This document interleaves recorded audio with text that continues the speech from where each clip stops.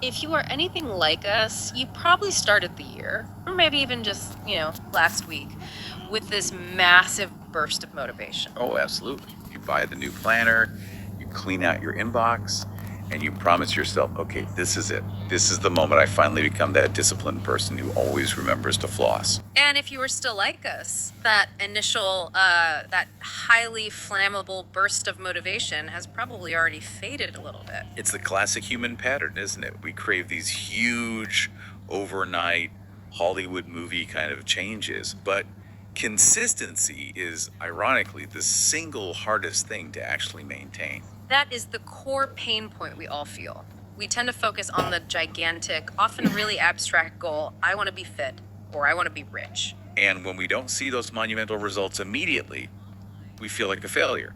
And then we just crash and burn. Which is exactly why today we are diving deep into what has become, I think it's fair to say, the definitive manual for sustainable change, James Clear's Atomic Habits. And the subtitle says it all: tiny changes, remarkable results. It really does. This is so much more than just a self-help book. It's a systemic approach to mastering your own behavior. It really is.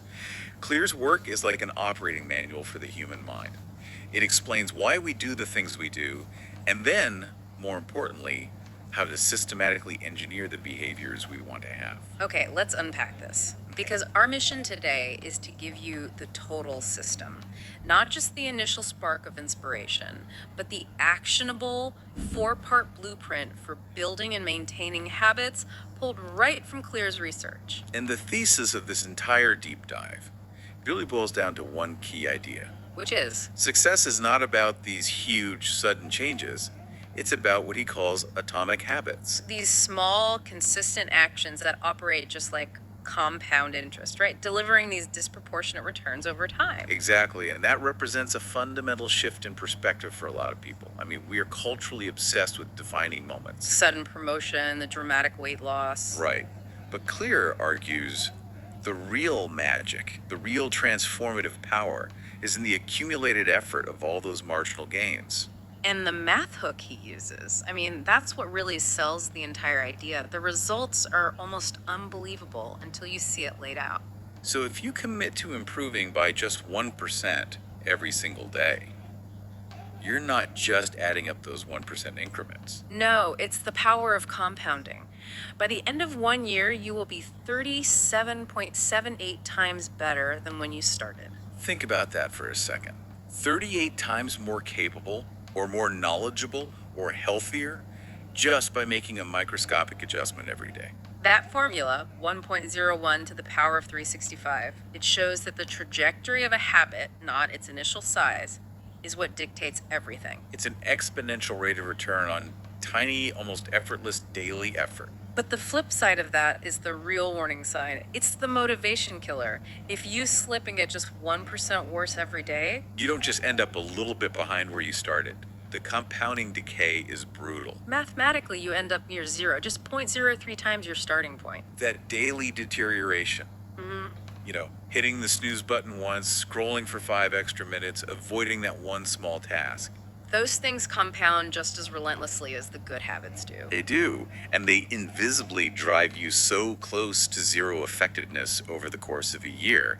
It really emphasizes that those small, consistent actions are the ultimate determinant of your long-term direction. Far more than any single dramatic life event or, that burst of motivation we all get. Exactly. So our mission today is to move beyond the general self-help fluff.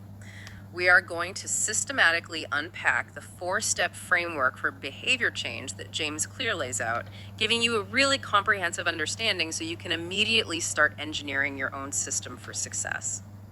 To really understand the power of these tiny changes, I think we have to start with the man himself, with James Clear, because the whole philosophy of Atomic Habits is so deeply rooted in his own intensely personal and painful experience. What's so fascinating here is that his deep dive into habits wasn't born out of some, academic curiosity or a desire to write a bestseller.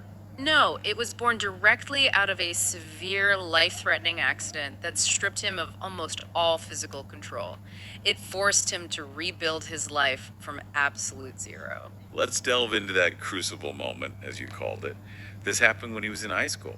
He was playing baseball. Right. And he was standing near the plate, and a teammate took this wild, uncontrolled swing. The bat slipped. Hmm. It just slipped out of his teammate's hands, traveled at an incredibly high speed, and rocketed right into James Clear's face. The damage was, it was immediate and devastating. A broken nose, a cracked skull in multiple places, fractured eye sockets, a significant concussion. The force was enough to cause major brain trauma. It's just horrific to think about. A truly catastrophic injury. He was rushed to the hospital, and because of the severity of the brain swelling, he had multiple seizures. He even went into a brief coma and had to be put on a ventilator. Yeah.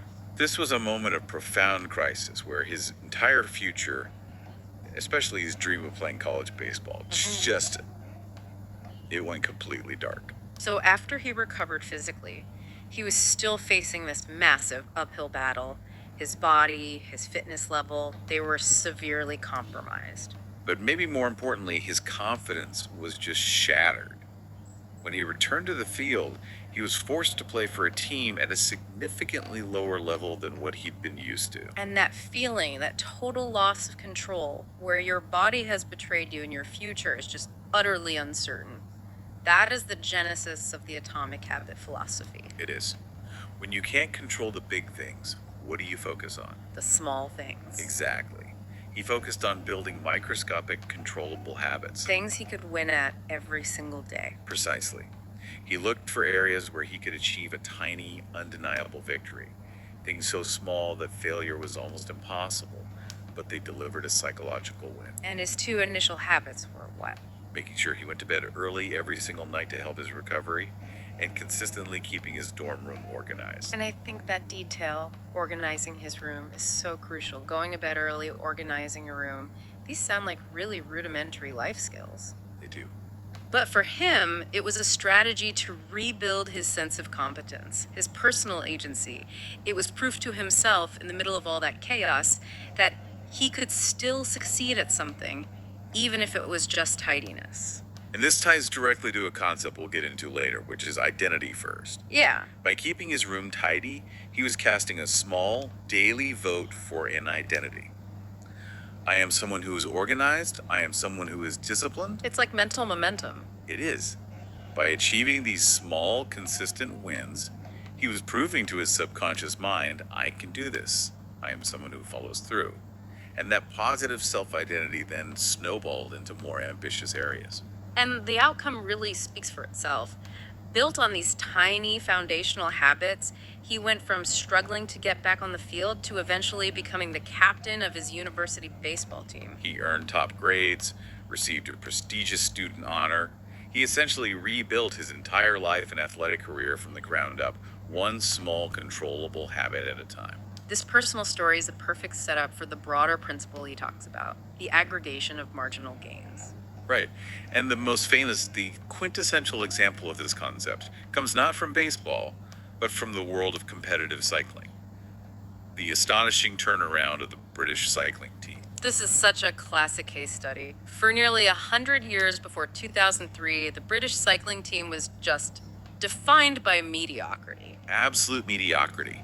They'd won a single gold medal in the Olympics in almost a century, never won the Tour de France. They were perennial underperformers. And then Coach Dave Brailsford took over. He brought in his philosophy, which was totally revolutionary for the cycling world at the time. The idea of optimizing every single component of the system, even if it only yielded a 1% improvement. He called it the aggregation of marginal gains.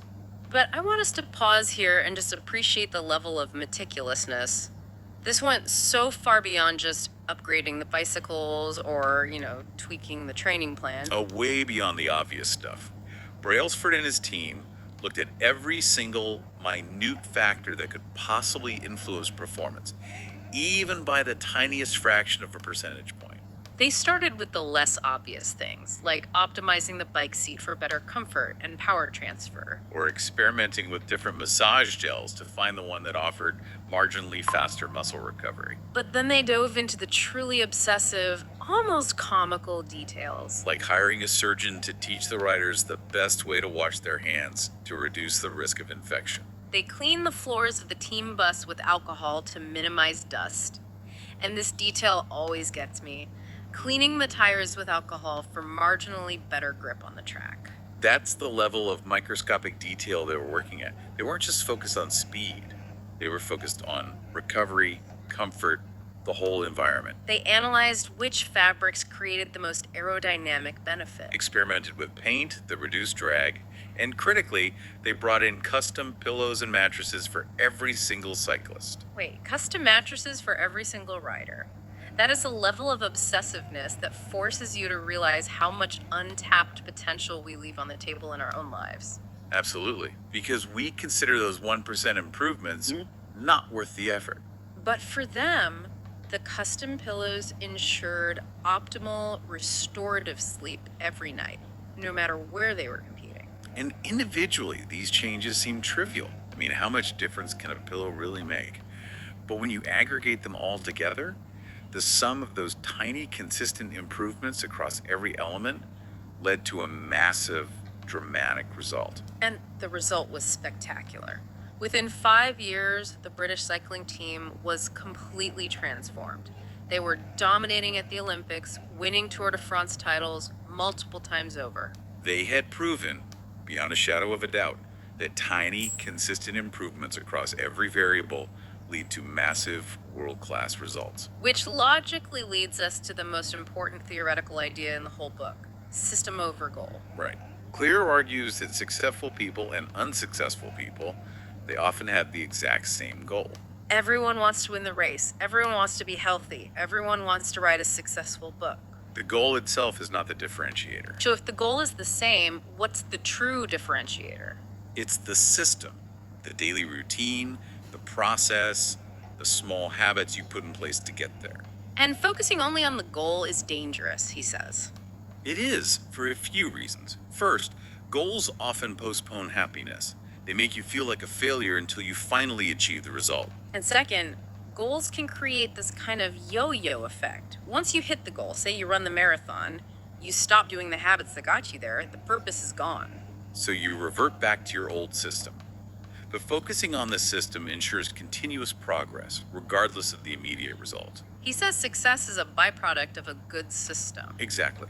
You become a writer by focusing on the daily process of writing one page, not by just having the goal of a finished book. Every day you execute the system, you succeed. And that systemic, process-oriented thinking is the foundation that the 4 laws are all built on. It shifts your mindset from what I want to achieve to who I need to be today. So now we move into the actual tactical playbook, the famous 4 laws of behavior change. Right, and these laws systematically address the entire habit loop, which Clear breaks down into 4 sequential steps. The cue, which is the stimulus that triggers the action. The craving, which is the motivation or the desire. The response, which is the actual action itself. And finally, the reward, the satisfaction that reinforces the behavior and tells your brain to do it again. And every single behavior, good or bad, cycles through those 4 steps. So if we want to change a behavior, we have to intervene at one of those stages. And that brings us to Law 1, which is focused entirely on that first step, the cue. Make it obvious. Why does the cue need to be obvious? Because the vast majority of our habits are unconscious. We are on autopilot most of the day. It's like driving home. Suddenly you're in the driveway and you barely remember the last 3 turns. Exactly. To interrupt that automatic process and insert a new behavior, we first have to bring conscious mindfulness back to what we're actually doing. The initial goal of Law 1 is just profound awareness. It's about identifying exactly what we're doing now and what specific triggers cause us to repeat that action. And the simple but really powerful tool for building this radical self-awareness that he suggests is the habit scorecard. This is a perfect starting exercise. It demands brutal honesty. You sit down, you list every single activity you do in a day from the moment you wake up to when you go to sleep. And then you assign a score next to each one relative to your desired identity. A plus for a good habit, a minus for a bad one, and an equal sign for a neutral one. Seeing it all written down instantly calls your attention to those unconscious negative patterns. Yeah. You realize that checking social media the second you wake up isn't a neutral action. No, it's a negative momentum killing habit that actively works against your goal of being productive. It just snaps you out of that behavioral autopilot. So once you know what you're doing, the next step is to make the new desired behavior absolutely clear and unambiguous. This is where the implementation intention comes in. He calls it the clarity formula. And the precise, almost contractual formula is I will do behavior at time in location. It's incredibly simple, but the psychological mechanism behind it is fascinating. It's all about reducing the mental burden of decision making, right? Exactly. When you just vaguely say, I will stretch more, your brain constantly has to do high energy executive function tasks. When should I do it? Where? Should I start now? And that resistance is where motivation fails. But when you specify the time and place, I will stretch for 5 minutes at 7 a.m. on the kitchen floor, you've shifted the task. Right. It's no longer an executive function task. It's a low energy contextual trigger. When 7 a.m. arrives and you're in the kitchen, the action is cued. You're reducing the reliance on fickle willpower. And the studies he cites show success rates can jump as high as 91% just by using this formula. It's the difference between hoping to work out and having the plan locked in. The decision is already made. And building on that is the third technique, habit stacking. It uses the fact that we already have hundreds of stable existing habits we perform every single day. So you link a new desired habit to an existing ingrained ritual. The formula here is simple. After I current habit, I will new habit. This works because you're using the strong existing neural connections of the old habit to just pull the new fragile habit along with it. You're using effortless momentum. The cue for the old habit automatically becomes the cue for the new one. And the examples are so practical. After I pour my first cup of coffee, I will review my to-do list for 5 minutes. Or for fitness. After I take off my work shoes, I will immediately change into my workout clothes. The old ritual just automatically cues the new behavior. The fourth critical technique, and maybe the most powerful external one, is environment design. He says we are creatures that are strongly influenced by what we see. Sight is our strongest sense for behavioral stimulus. So if sight is the strongest cue, we have to become architects of our environment. We have to engineer our physical world to promote the good habits we want. We need to make the good cues aggressively obvious. So that means if you want to practice guitar, don't keep it in the closet. Keep it on a stand in the middle of the living room. If you want to take your vitamins, don't hide them in a cabinet. Leave them right next to your toothbrush. The visual cue acts as a constant, non-judgmental reminder. And what about the bad habits? For those, he advises using the anti-law 1. Make bad cues invisible. This is often way more effective than just relying on willpower, which we all know is a finite resource. So if you want to stop eating junk food, the best strategy is to just not buy it. Eliminate the visual cue entirely. And if you can't avoid it, you store it deep in a cabinet that's hard to reach. So the visual cue is gone and you've increased the friction, which is something we'll get to in Law 3. And you have to think about your digital environment too. Absolutely. If checking email is a stress trigger, you move the app off your phone's home screen. Bury it 3 folders deep. That little bit of extra effort required to find the app provides that tiny mental stutter that allows your conscious mind to jump in and decide if this is really what you want to be doing. So Law 1, in summary, is all about preparation and awareness. You're setting up your physical and digital life to win before the moment of decision even arrives. Okay, so we've made the habit obvious, that's Law 1. But a cue alone isn't enough. We need to create that internal pull, the motivation. Which leads us directly to Law 2, focused on the craving. Make it attractive. Here's where it gets really interesting, because this law deals directly with the neurochemistry of desire. If a habit isn't attractive, we just won't want to do it consistently. And that brings us immediately to dopamine. Now, dopamine is often incorrectly labeled the pleasure molecule, right? It is. Clear clarifies that dopamine is fundamentally linked to desire and anticipation. It's released when we anticipate a reward, not just when we receive it. So, that anticipatory excitement is the real engine driving the whole habit loop. It is. It's the expectation, the promise of the reward that compels you to act. Think about buying a lottery ticket. The excitement is in the drawing, the potential, not usually the actual cash payout.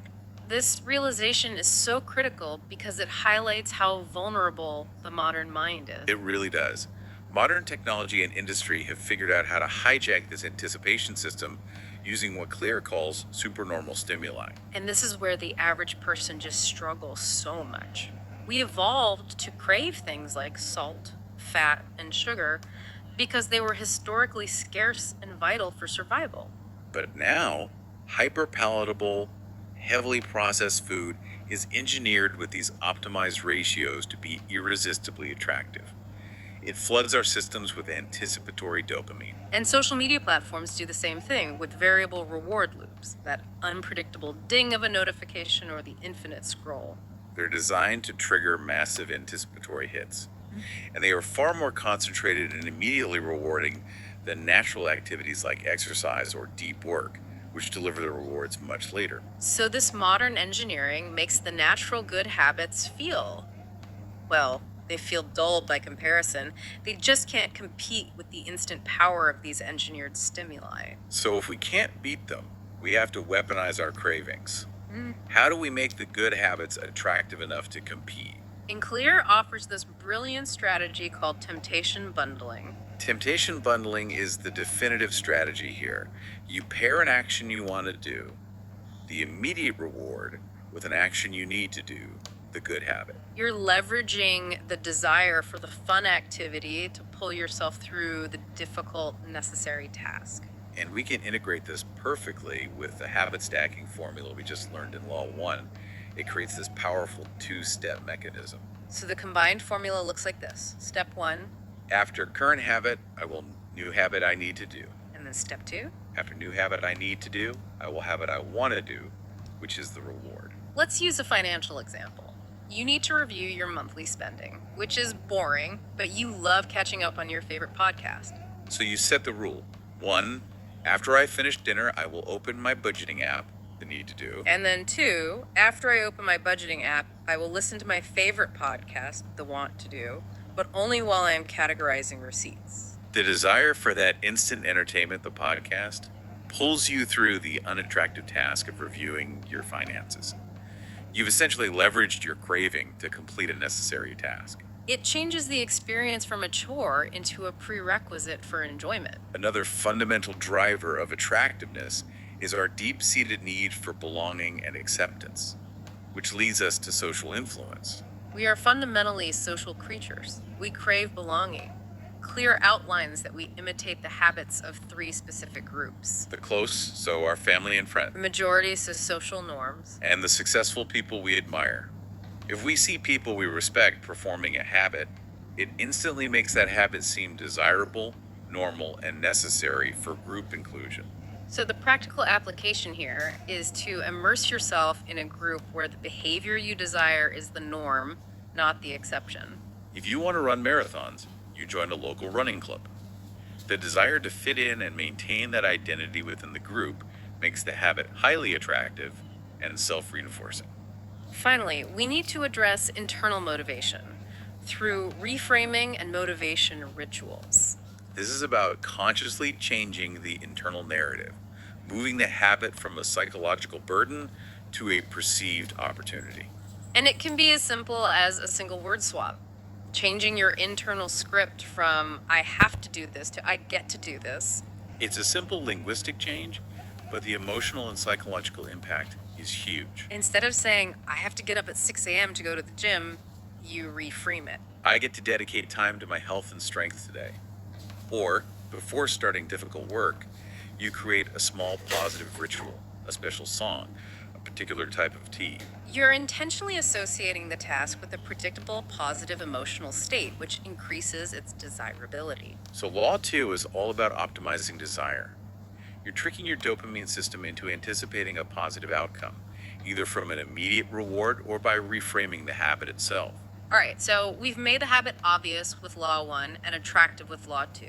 Now I move to Law 3, which focuses on the third step, the response or the action itself. Make it easy. And this is where we shift our focus entirely from unreliable, fleeting motivation to effortless action. Because motivation fades, right, but ease persists. It's an essential realization.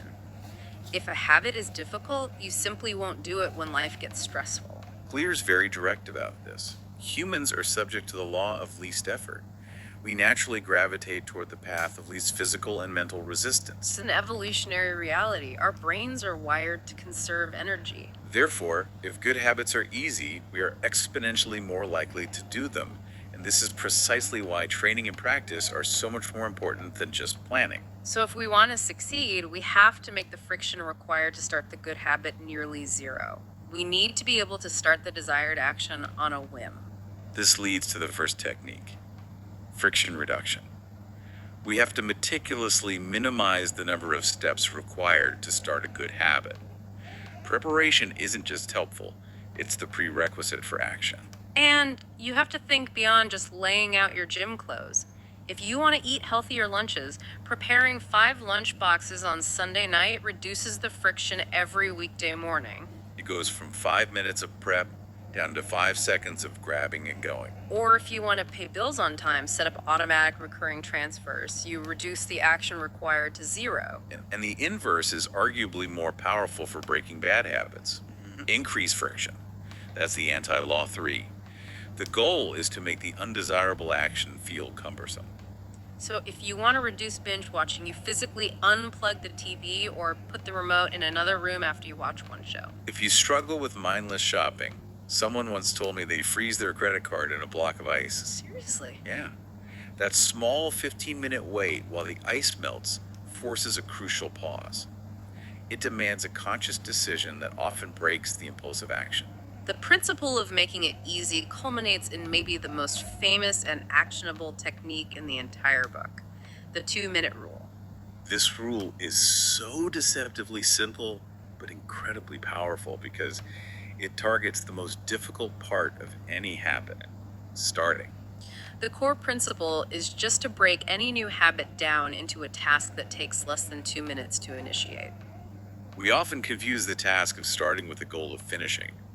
The purpose of the 2-minute rule isn't to make you read only 1 page a day forever. It's to defeat the mental resistance to starting and, critically, to build the identity of a person who takes action. Right, so instead of write for an hour, you just commit to write the title of the article. Instead of do the laundry, you simply load one piece of clothing into the machine.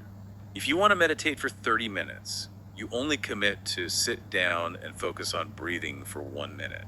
And once those first 2 minutes are done, the sheer force of momentum almost always carries you forward, far beyond that initial tiny goal.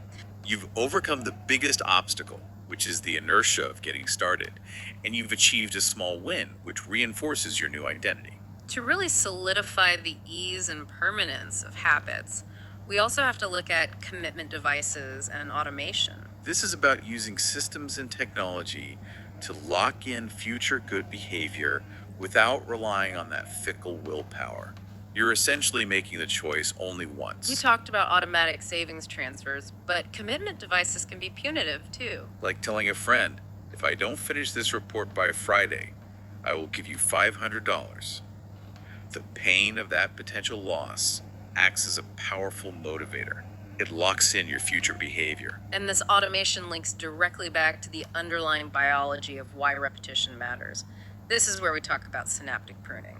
When we perform an action repeatedly, the brain literally reinforces the connections, the synapses, between the neurons associated with that action. It's like clearing a path in a dense jungle. The more you use that path, the wider and clearer it becomes. Exactly.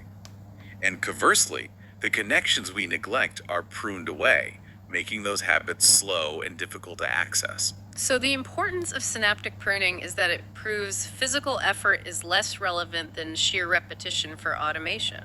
By automating and making a task easy, We ensure the high repetition needed for the brain to carve out a superhighway for that behavior. Law 3, therefore, is the ultimate hack against procrastination. You're just making the path of good behavior the default path of least resistance. Now that we've made the habit obvious, attractive, and easy, we have to close the loop. We need to ensure the behavior is repeated over and over again. And that brings us to Law 4, the reward phase. Make it satisfying. This is maybe the most critical law because it dictates long-term sustainability. If the outcome of the habit isn't immediately satisfying, the brain just registers the effort as wasted energy. And the behavior will not become an ingrained habit. This brings us back to that central conflict of human behavior, the immediate versus delayed reward problem. Our brains are hardwired to prioritize immediate needs. And good habits, like exercise or saving money, have delayed rewards that might take months or even years to materialize. But bad habits, smoking, eating junk food, excessive gaming, they deliver immediate rewards.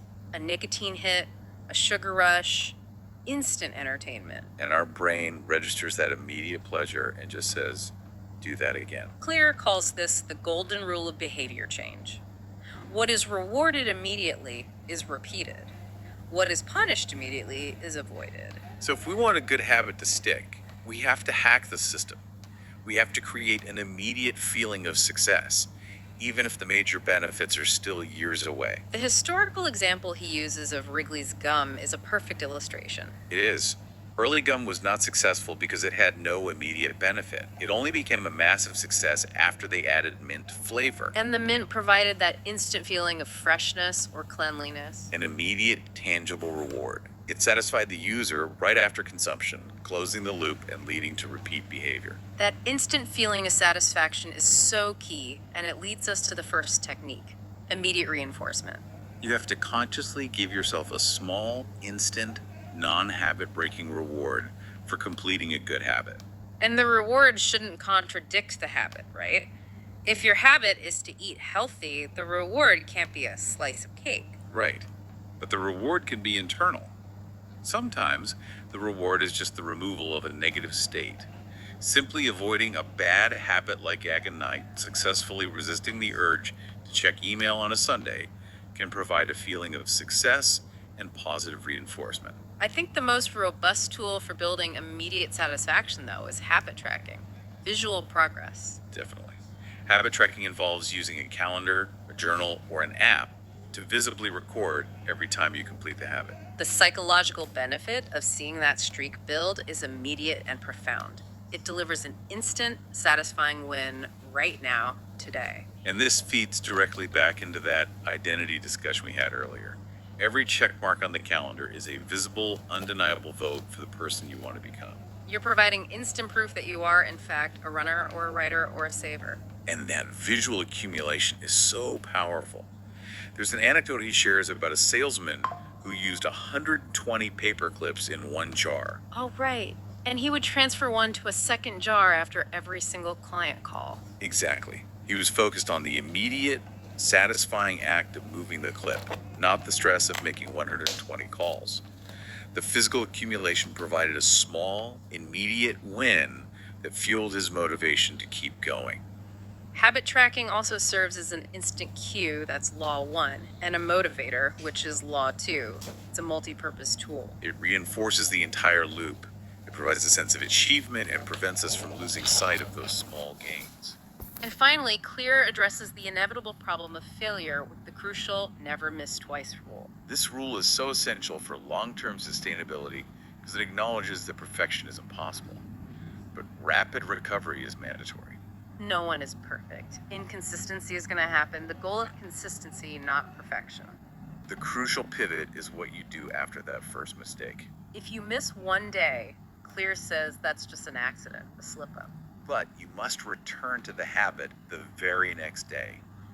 Missing 2 days in a row is catastrophic because it immediately starts the pattern of a new bad habit, the habit of skipping.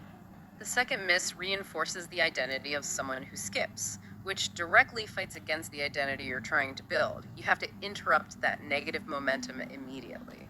And the ultimate sign of mastery in this entire system Embracing the boredom. Exactly. The difference between professionals and amateurs, as Clear notes, is the willingness of the professional to show up and do the work, the routine, even when they're feeling profoundly bored, unmotivated, or in pain. The professional falls in love with the process itself, not just the thrill of the result. So we've covered the 4 laws for creating habits, which get you started and keep you going. But Clear goes further. He offers advanced strategy for moving beyond just habit creation to aiming for genuine excellence and personal mastery. And this section shifts the focus from how to build habits to which habits you should build. And that depends heavily on self awareness and your own individual aptitude.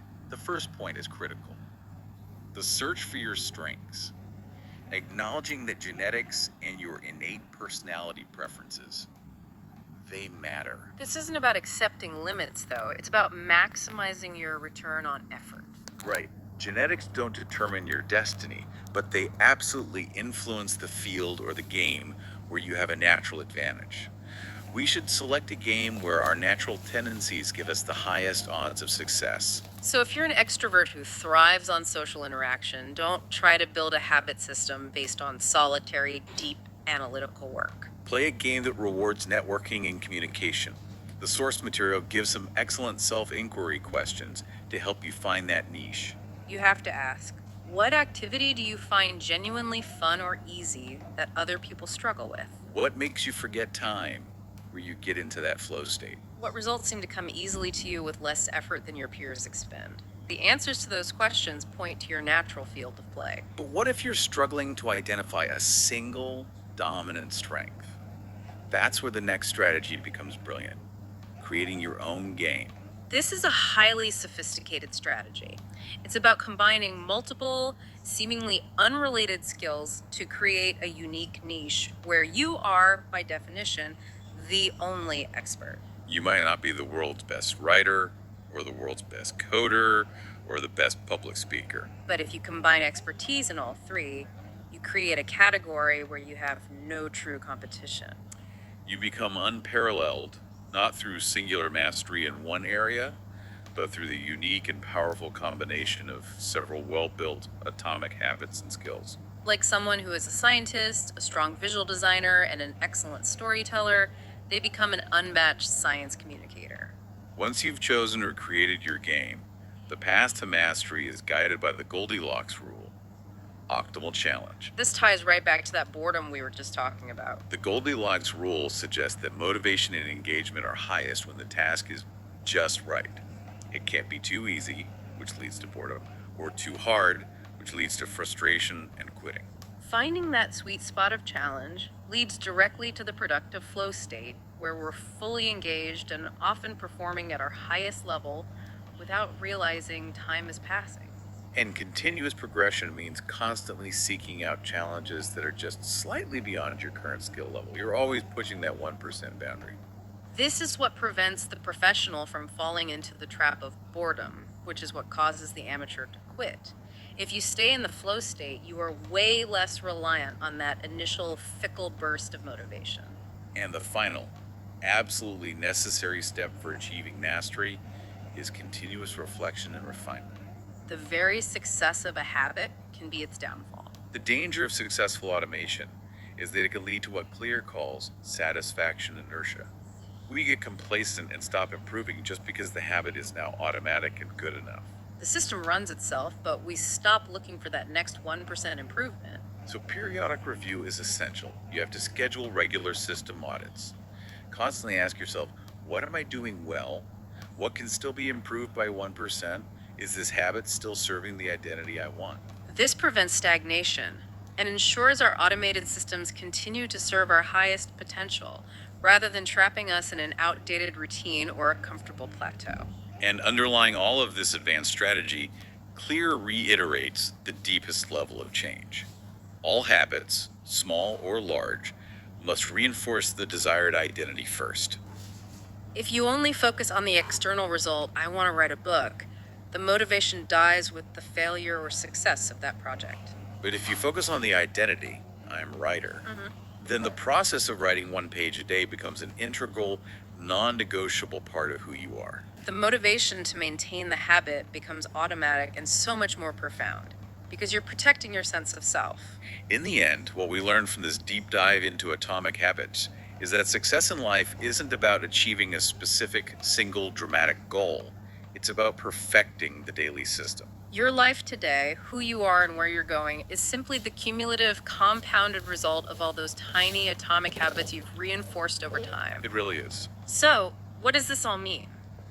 It means you don't need huge, unsustainable surges of willpower or motivation to transform your life. You need to stop being a passive victim of your environment and start being an architect of your process. You need to systematically engineer your world to make the right things obvious, attractive, easy, and satisfying. It means designing a robust system that works in congruence with your human nature, that tendency toward the path of least resistance, rather than constantly fighting against it with brute willpower. Exactly. Here is a final provocative thought for you to chew on this week, based on that advanced strategy of creating your own game. We are all composites of unique skills and interests. So take 2 skills you currently possess that seem entirely unconnected. Maybe you're a good baker and you're excellent at managing complex spreadsheets. Or maybe you're skilled at public speaking and you have a deep knowledge of sustainable agriculture. Now consider this. What new game can you invent at the intersection of those 2 skills? What unique niche can you carve out where your combination of atomic habits, your singular set of accumulated micro improvements, makes you the unparalleled master? Start building the habits for that new game today, 1 invisible percent at a time.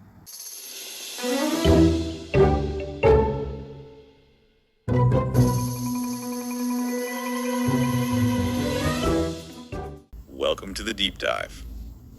Our mission today is, well, it's not just to summarize a book. It's to really crack open the foundational playbook for enduring personal transformation. We are taking a deep dive into James Clear's Atomic Habits. It's become this international phenomenon that promises not quick fixes, but a proven system for achieving stunning results. Yeah. And it does it through these micro-level consistent efforts. Right. So this deep dive is really the shortcut to understanding the mechanics of what makes lasting change actually work. And we're going to go far beyond, the basic bullet points you might find online. Clear's work isn't just motivational fluff. Not all. It's a brilliant synthesis of psychology, biology, and behavioral economics, all packaged into this intensely practical framework. And the book's incredible reach. I mean, millions of copies sold, translated globally. It's everywhere. It really just underscores its credibility. It's become a definitive guide to habit formation and decision making. So we're really going to analyze the structure that makes it so effective. Okay, so let's unpack this and set our coordinates for the next 30 minutes or so. We have 3 enormous concepts to explore. 3 big ones. First, the mathematical miracle of getting just 1% better every day. Second, the crucial philosophical shift from focusing on static goals to dynamic systems. Which is a huge mental shift for most people. It's a total game changer. And finally, the practical deep breakdown of the 4 laws of behavior change. These are the actionable steps you can start applying the moment you finish listening. So if you feel like motivation is temporary, but you crave permanent change, you're in the right place. To truly appreciate the power of an atomic habit, you really have to start where James Clear himself started. Yeah. It was a moment of absolute devastation. This is the origin story that validates his entire philosophy. It really is. It's the ultimate real-world proof of concept. When Clear was in high school, his life trajectory was just violently interrupted. During baseball practice, a teammate's bat slipped. It struck him directly in the face. And the details of that injury are they're horrifyingly severe. It makes his eventual success all the more remarkable. We're talking about a fractured skull, a broken nose. Shattered eye sockets on both sides. Both sides. The trauma was so great it caused convulsions, severe brain swelling, and it ultimately led to him being put into a medically induced coma. He even needed a ventilator to breathe. Wow. That is a 0-point starting line for rebuilding a life. And his future as a star athlete or even just a typical student it was immediately vaporized. The recovery was lengthy. It was grueling. It was all measured in these painful incremental steps. Yeah. He was physically and mentally just depleted. He essentially had to relearn how to manage his own body and his studies. I read that detail about him needing a ventilator, and it just instantly reframes the entire book for me. This wasn't some theoretical self-help guru in an office. Yeah. This was a man literally fighting his way back from zero, where massive willpower just wasn't an option. So he had to find leverage in the tiny things. So walk us through the psychological necessity of starting with habits that seem almost laughably small, like an early bedtime or keeping his room organized. Well, what's fascinating here is it taps into this core human need for self-efficacy. That's the belief in your own ability to succeed in specific situations. The sense of control. Exactly. After such intense trauma where his body and his future felt completely external and uncontrollable, these tiny, consistent habits were his way of regaining internal control. I see. Going to bed early, making his room spotless, committing to a small amount of studying. These are small, guaranteed victories. They weren't about achieving some grand goal. They were about generating immediate, measurable momentum and rebuilding his confidence, brick by tiny brick. So he wasn't just building good habits, he was rebuilding his very identity as a capable person, one small win at a time. And the results, they speak for themselves. This wasn't just a recovery, it was a total transformation. Right. He returned to college baseball, became a top student, earned academic honors, and eventually captained his university team. The system he developed in the trauma ward became the blueprint for his success. And that's such a powerful distinction. It validates the central message of the book, that sustainable success is not the result of a single heroic decision, but it's the product of daily repeatable processes. His journey proved that if you focus on the system, the results, even massive results, become an almost inevitable byproduct. This philosophical bedrock leads us directly to the math. And this is the part that I think really grabs people. The central quantitative concept of the book. Yeah. The compounding effect of 1%. Yes. This is where marginal gains stop sounding marginal and they start sounding monumental. Yes, and this mathematics is the engine of the whole thing. Clear presents this incredible mathematical reality. If you commit to being just 1% better every single day for a full year, 365 days, the power of compounding doesn't just double your effort, it multiplies it. You end the year 37.78 times better than when you started. 37 times better. It's an insane number when you hear it. It is. That formula, 1.01 to the power of 365 equals 37.78. It's proof that time is the ultimate amplifier of positive habits. And that figure is remarkable. 37 times better from such a tiny daily effort. But the flip side of that math is equally crucial. And frankly, it's pretty frightening for anyone who's just sort of coasting right now. Oh, absolutely. If you allow yourself to get just 1% worse every day, a skipped reading here, an extra 5 minutes of scrolling there, a slight dip in concentration. Yeah, little things. Little things. After a year, your resulting progress drops to almost zero. The math is 0.99 to the power of 365, which equals 0.03. Wow. This clearly shows that we don't collapse overnight. We erode gradually. It's the aggregation of marginal loss that causes massive decline, just as surely as the aggregation of marginal gains creates a massive advantage. But how quickly does the average person start seeing that 37x return? Because we know the math works, but what does the timeline look like in real life? Because I think this is where a lot of people quit before the magic starts. And that's where his analysis of the plateau of latent potential becomes absolutely essential. The compounding effect is rarely linear in the real world. It's not a straight line up. No, not at all. In the beginning, effort often feels completely wasted. You put in the 1% effort for weeks, even months, and you see no noticeable change. You feel like you're spinning your wheels. That's the plateau. The valley of disappointment, he calls it. Exactly, the valley of disappointment. People tend to quit right before the curve explodes upward. The key insight is that results are delayed. Your hard work isn't wasted. It's simply being stored. Clear's message is that consistency requires faith that the effort is accumulating beneath the surface, just waiting for that tipping point to burst through into actual visible change. That distinction is so incredibly important. If you expect a huge result after 2 weeks of a new habit, you are going to be perpetually disappointed. You have to trust the system, even when the results are invisible. Precisely. And the ultimate real-world case study for this mindset is the British cycling team.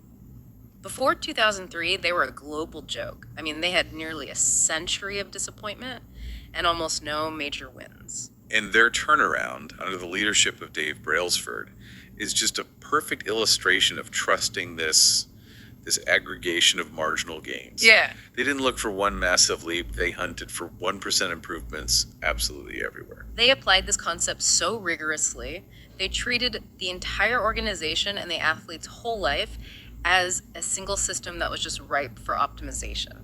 They went far beyond the obvious stuff. Like what? While on the technical side, they optimized bike seats for comfort and performance.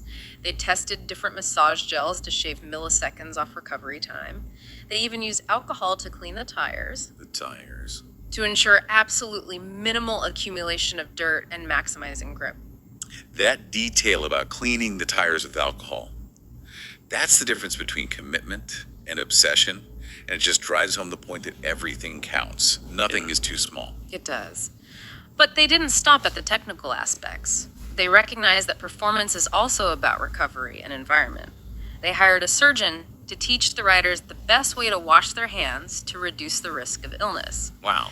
They scouted locations and personally selected the exact pillows and mattresses for each rider when traveling to ensure peak, customized rest quality.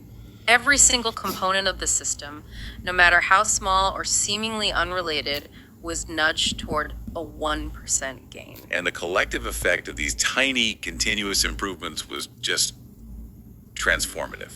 Within a few years, they achieved total cycling dominance, sweeping Olympic gold medals and winning multiple Tour de France championships. A century of mediocrity just vanished because they optimized the system, not just the single big goal. And that success was the inevitable outcome of hundreds of aggregated 1% gains. It brings us right back to that philosophical core. Systems over goals. It's a fundamental shift in perspective. It's so easy to set a goal. I want to write a book, lose 50 pounds, build a successful business. But you're arguing that focusing on the goal itself can often be detrimental. Why is the goal-oriented mindset inherently flawed compared to the systems mindset? Well, if we connect this to the bigger picture, the goal-focused approach creates an if-then mentality. I will be happy if I hit this milestone. But goals are often shared by people who succeed and people who fail. It's a great point. The difference isn't the ambition, it's the process used every single day. Goals are temporary markers. Systems are processes that provide continuous progress and maintain momentum long after the initial achievement is done. I hear that, but surely you still need a goal, right? Otherwise, how do you know which system to build? Isn't focusing purely on the process just a way to avoid accountability? That raises a really important question. And yes, you do need direction. So goals are useful for setting the direction. But once that goal is set, you should shift, say, 99% of your focus to the system required to achieve it. I see. The pitfall of being goal obsessed is that achieving the goal can lead to what Queer calls the yo-yo effect. You succeed, then you stop doing the system that made you successful, and you slide right back.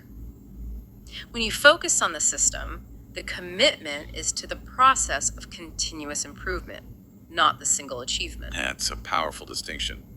Goals are for a moment in time. Systems are for continuous evolution. Focusing on the daily process prevents that feeling of failure when results are delayed, which helps us stick it out through that plateau of latent potential. You fall in love with the journey. You trust that the compounding effect of the reliable system will eventually deliver a destination far beyond the original goal you even set for yourself. Success becomes a byproduct of the system. Okay, so we have the math and we have the philosophy.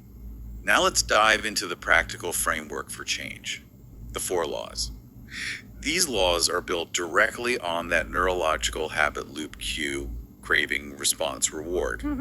The first law addresses the cue, which is the trigger that kicks off the whole cycle. And law 1 is make it obvious. The absolutely critical first step here is simply achieving awareness. This might sound really simple, but most of our lives are run on autopilot. Totally. We operate through these deeply ingrained unconscious routines. If we want to install a new behavior or, dismantle an old one, we must first interrupt that automaticity. We have to bring deep mindfulness back to the actions we take every single day. And the primary technique, Clears suggests, for achieving this raw, sometimes uncomfortable awareness is the habit scorecard. Yeah. What does that process look like, and what kind of insights does it typically reveal to people? The habit scorecard is an inventory of shocking honesty.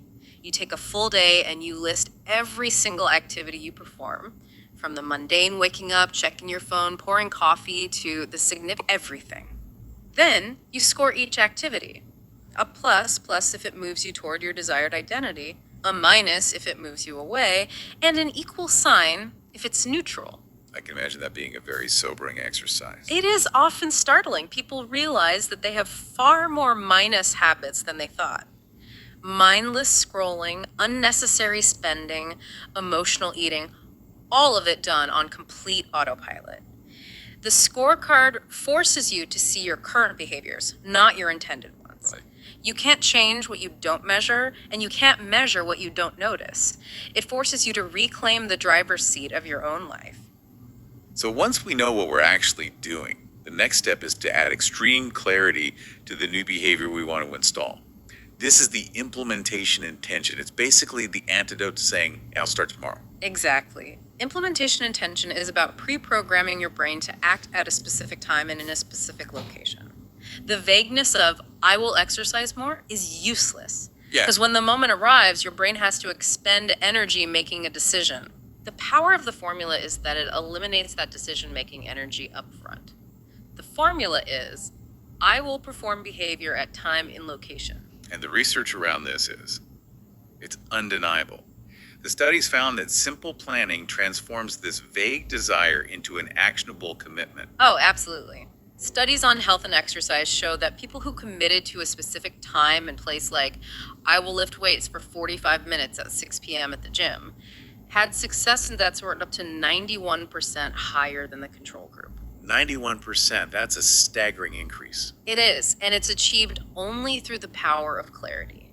You link the behavior to a definite cue in time and space. Building on that clarity, we have the incredibly powerful technique of habit stacking, which is essentially linking a new habit to a stable existing one. Habit stacking is brilliant because it leverages established neural pathways. Your brain already has a well-worn synapse for, say, brushing your teeth or getting into your car. By immediately linking a new desired behavior to that existing stable routine, you bypass the psychological resistance of starting from scratch. So we use the simple formula. After current habit, I will new habit. Exactly. For instance, if you want to improve your posture while working, after I open my laptop, I will do 3 shoulder rolls. Or if you want to take supplements, after I put the kettle on for tea, I will take my vitamins. The key is to make the current habit the cue for the new habit. The new behavior piggybacks on the momentum of the old one. That's a great way to put it. But I imagine you have to choose that existing habit very carefully, right? It has to be something truly non-negotiable and consistent. Oh, it must be. If you stack a new habit onto a current habit you only do occasionally, the whole stack just collapses. The existing habit must be so reliable and automatic that you barely even think about it. That consistency is the foundation upon which the 1% improvement can begin to compound. Okay, so the final and perhaps most potent technique in Law 1 is environment design. It's about making the cue physically visible. This is about engineering the world around you to make the good choices unavoidable. Given that sight is the dominant sense for human stimuli, our environment exerts this massive subtle control over our behavior. So for good habits, we need to place the cues prominently. We want the desired behavior to be impossible to ignore. Right. If you want to practice guitar, don't put it in the closet. Put it on a stand in the middle of the living room. If you want to drink more water, Keep a full bottle literally on your desk, right in your line of sight. We're essentially making future success the default option, and it's controlled by our present environment. And the reverse of Law 1 is just as essential for breaking bad habits. We must make the cue invisible. This is an act of preemptive victory against distraction. So we need to increase the effort required to initiate the bad behavior by obscuring the cues. Precisely. If you struggle with mindless television, you could unplug the TV after every use, or even take the batteries out of the remote and put them in a deep drawer. That's a good one. If your vice is unhealthy snacks, the easiest solution is simply not to buy them, so they're not visible in the pantry. This removes the cue and thus significantly weakens the craving that follows. The physical environment has to work for you, not against you. That clarity brings us to the next battle, which is Law 2. Make it attractive. We can see the cue, but why does scrolling social media or eating highly processed food instantly seem so much more appealing than doing one push-up or reading one page? How do we win the craving war? To win it, we have to understand the chemistry of motivation, which revolves entirely around dopamine. And what's fascinating here is that the motivation doesn't come from the reward itself. It comes from the anticipation of the reward. Dopamine is released intensely in the craving phase. We are creatures of desire, not just satisfaction. So the rush isn't from the cookie itself, it's from the moment you decide to eat the cookie, or even just the side of the cookie. And modern technology and food production are basically engineered to exploit this by providing what Clear calls supernormal stimuli. These supernormal stimuli, processed food optimized for maximum flavor or social media feeds optimized for endless novelty, are intensely stimulating. They hijack our natural desires for fat, sugar, social connection, information, and they trigger maximum dopamine release long before we even engage. Right. This makes beneficial but frankly boring habits like meditation or meal prep seem utterly flat and unappealing by comparison. So we need to inject some excitement into the necessary tasks. That's where the technique of temptation bundling comes in, pairing the must-do with the want-to-do. Temptation bundling leverages that power of anticipation. You pair the activity you need to do, the necessary boring task, with an activity that provides immediate pleasure, the attractive reward. The anticipation of the reward then makes the necessary task more appealing. Let's use the advanced stacking formula here because it builds on Law 1 and helps listeners structure the commitment. Okay, so the full formula locks in the behavior. It goes 1. After current habit, I will must do, and 2, after must do, I will want to do. Can you give us an example? Sure. A great example for someone who, say, hates doing laundry but loves listening to audiobooks, it would be 1. After I come home from work, I will immediately put the laundry in the washing machine. That's the must do. 2, after I start the washing machine, I will listen to the next chapter of my favorite audiobook. That's the want to do. But doesn't temptation bundling sometimes feel like a bribe? Or a way to train yourself to only perform necessary tasks if there's a reward attached? How do we ensure we eventually fall in love with the habit itself and not just the reward? That's a highly relevant challenge. And yes, in the beginning, you absolutely need the bribe. You need to leverage that dopamine hit to get past the inertia of starting. Okay. However, as you repeat the cycle, the new habit and the reward become linked in your mind. The process starts to feel attractive because it reliably leads to a positive outcome. Over time, you build confidence and competence, which is an internal reward, and that internal satisfaction begins to take over from the external one. The goal is to sustain the behavior long enough for the delayed internal rewards like better health or skill mastery to finally kick in. Beyond these internal levers, the source material heavily emphasizes the role of the social environment. Humans are just wired for belonging, and that need is a powerful driver of our habits. This is one of the most powerful and, I think, often overlooked forces in habit formation. We are motivated to follow habits that earn acceptance, respect, and approval from the groups we value. If a behavior is normal in your chosen group, it is attractive. If it's frowned upon, it's immediately unattractive. Clear breaks us down into 3 influence groups we imitate. Let's list those out and talk about the implications. Okay, so first, there's the close our family and friends. We unconsciously adopt the eating, spending, and even the speaking habits of those we interact with daily. Second, there's the majority social norms.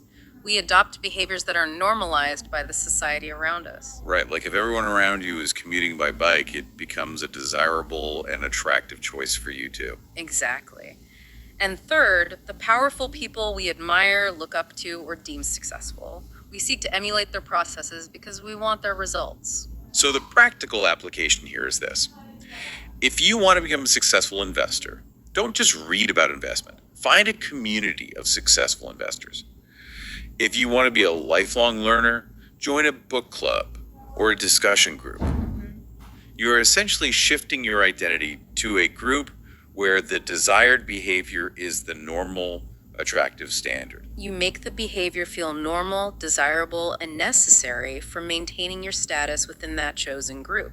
The peer pressure starts to work in your favor, not against you. Finally, we have to look at the internal component again, mental reframing. This is adjusting the thought process to generate positive anticipation. It's less about environment and more about your internal dialogue. This is a subtle but profound psychological trick. You reframe the task by changing the internal narrative. You go from seeing the habit as a compulsory burden, I have to do this habit, to seeing it as an opportunity and a privilege, I get to do this habit. So instead of the immediate dread of, I have to wake up at 5:30 a.m. to hit the gym, you shift it to, I get the opportunity to spend time improving my body and mental clarity before the day even begins. And that small shift in language moves the habit from an obligation to an asset. It generates gratitude and positive anticipation, making the task instantly more attractive because you associate it with benefit, not just with effort. We've engineered the cue with Law 1, and we've generated the craving with Law 2. Now we move to the response, the actual action. Law 3 is make it easy. This is where we focus on efficiency, not just willpower. The goal is to make the desired behavior the path of least resistance. The foundation here is what's called the law of least effort. Humans, by nature, are cognitive misers. We are wired to choose the path that requires the lowest amount of energy and effort. Success is therefore not about having more willpower than others. It's about designing systems where the beneficial choice is the easiest and most friction-free path available. This ties directly into the concept of decision fatigue, which is an increasingly dangerous hurdle in our modern information age. Oh, absolutely. Decision fatigue is the mental exhaustion that comes from making too many choices throughout the day. Every tiny choice, from what to wear to what to eat for lunch, depletes our limited mental resources. Law 3 fights this by reducing friction. It takes the decision-making energy out of the start of the habit. So you save that energy for more important things. Exactly. By making the good habit easy, we save our precious willpower for later, for harder, more complex decisions. So this is about setting up your environment for complete readiness. I think he calls this setup. Yes, think about all the necessary steps. If you want to cook healthy meals, you spend Sunday afternoon chopping vegetables and preparing ingredients. If you want to write in the morning, your computer should boot up directly to the document you were working on with all distracting apps closed. Each preparatory step you take ahead of time removes crucial friction in the moment of action. The less friction, the more likely you are to act, regardless of your motivation level that day.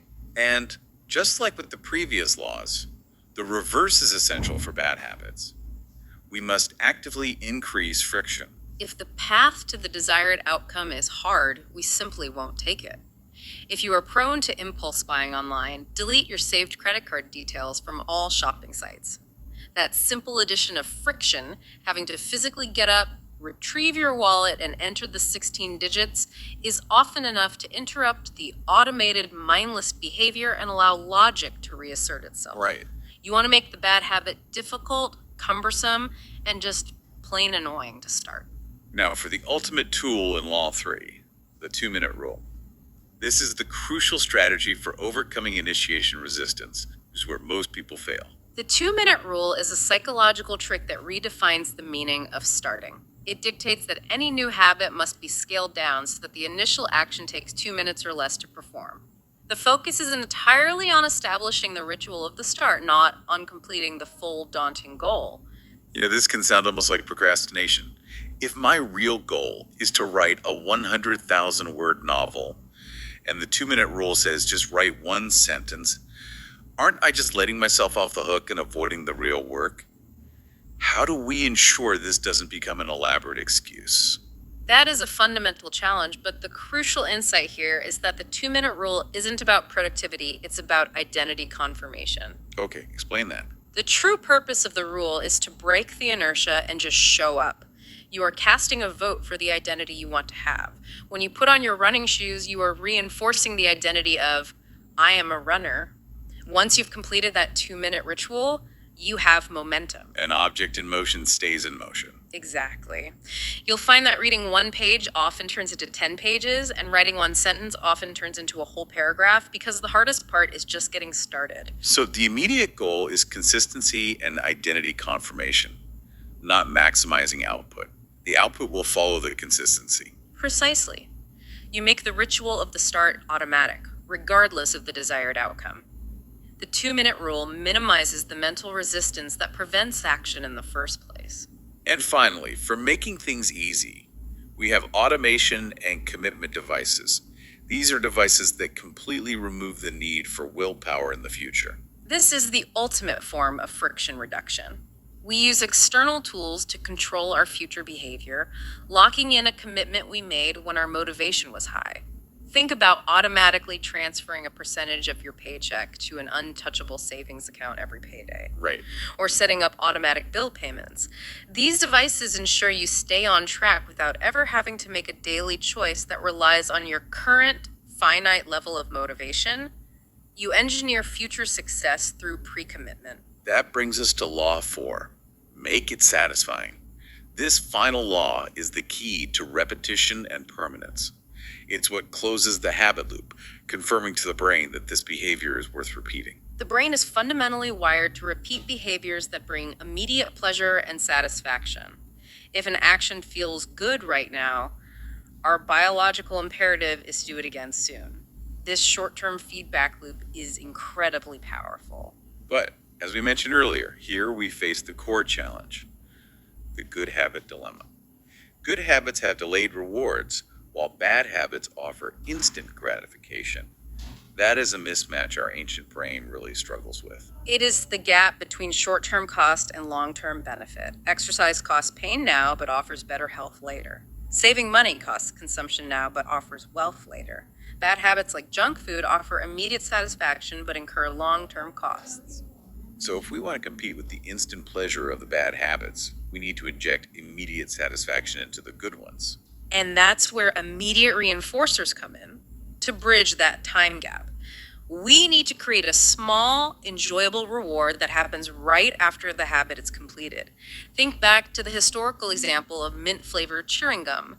Its success stemmed from the fact that it provided immediate freshness and a clean feeling, an instant, tangible reward long before the actual dental health benefit was realized. Right.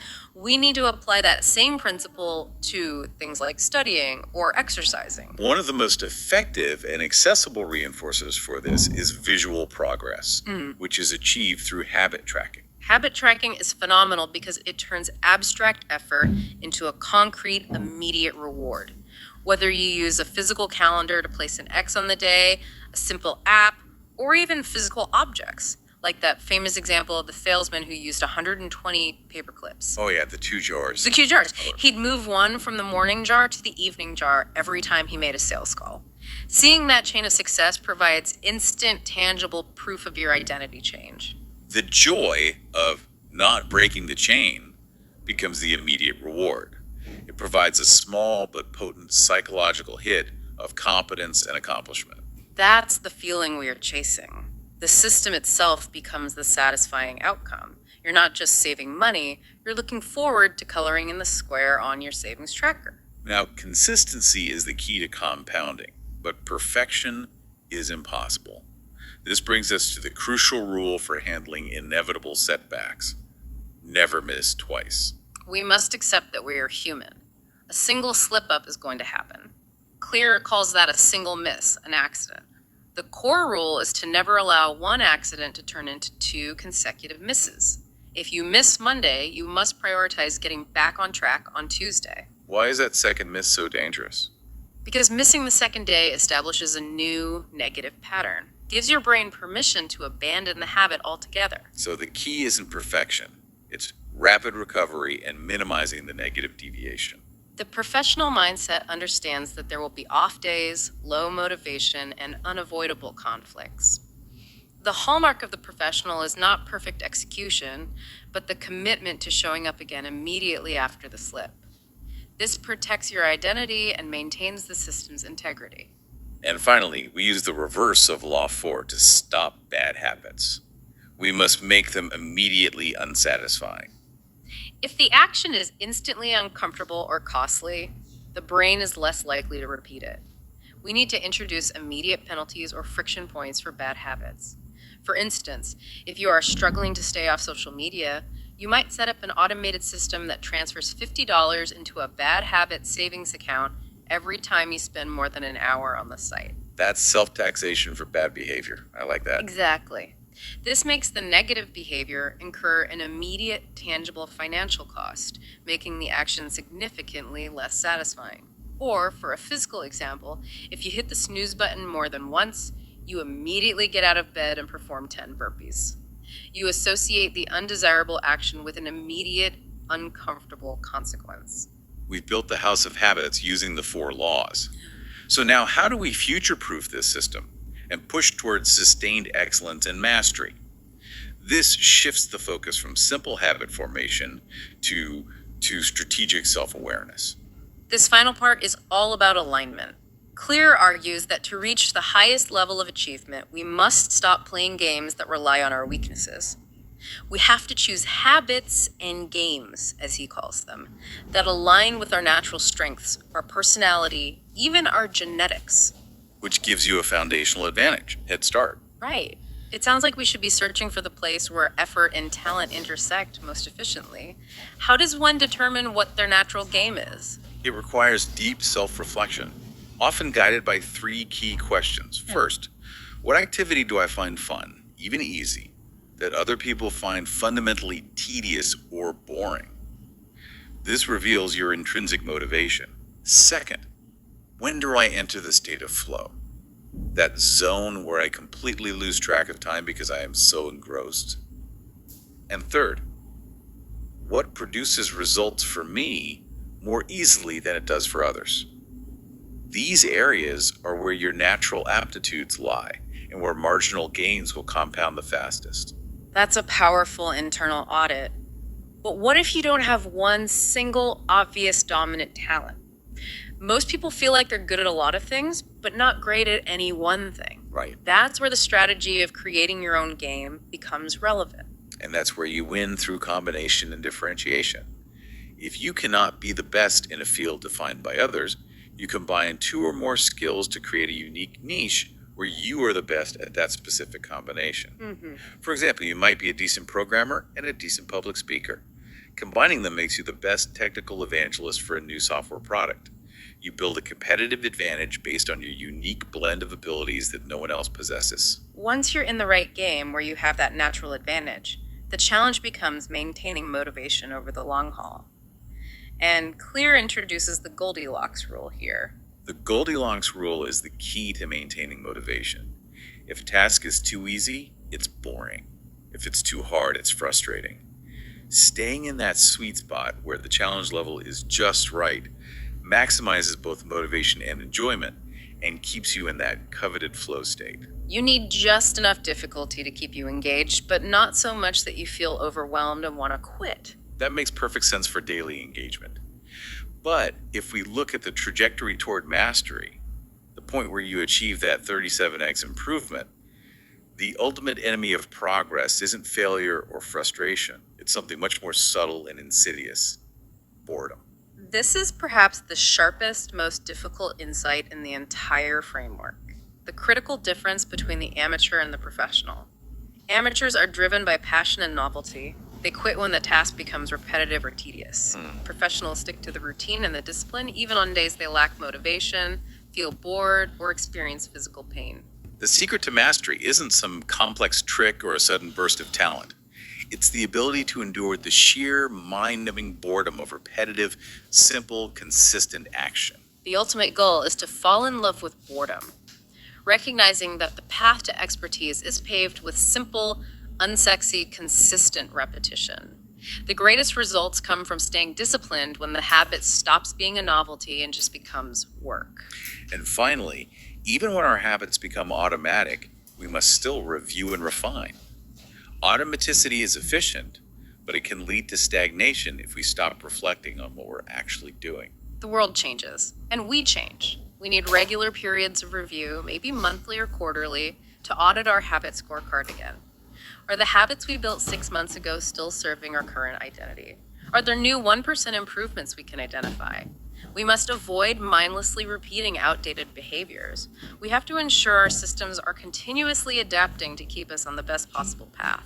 Hashtag outro. This deep dive into atomic habits has profoundly illustrated that monumental change does not require monumental effort. It requires tiny, atomic, consistent habits. We learned that focusing on the daily process, the system, is the engine of continuous progress, and it's far superior to chasing static goals. And we received the actionable framework of the 4 laws to drive that change. Make it obvious, attractive, easy, and satisfying. And if we connect this back to that final concept of finding your unique game, I want to leave you with one final thought to mull over that really speaks to innovation. Consider 2 seemingly unrelated skills or interests you possess. Maybe you're excellent at detailed financial modeling, but you also have a passion for community theater. Okay. How might combining those 2 skills create a brand new, highly advantageous game or niche for you in the world that no one else can compete in? Think about that synergy. That's a fantastic provocation. Start thinking about that fusion of skills and start planning your next 1% today. Thank you for joining us for this deep dive. We'll talk to you next time.